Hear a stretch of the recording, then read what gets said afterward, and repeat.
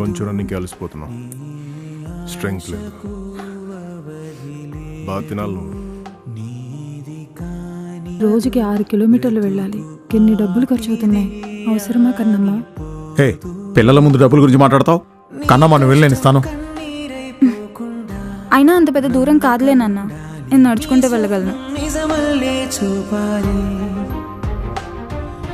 నువ్వు వెళ్ళేదారంతా ముళ్ళున్నా నీ దరి చేరాలి, ఓటమే తరుంచేలా సాయంగా నీ సైన్యంగా చెయ్యందించే వెలుగే రానుంది కదా.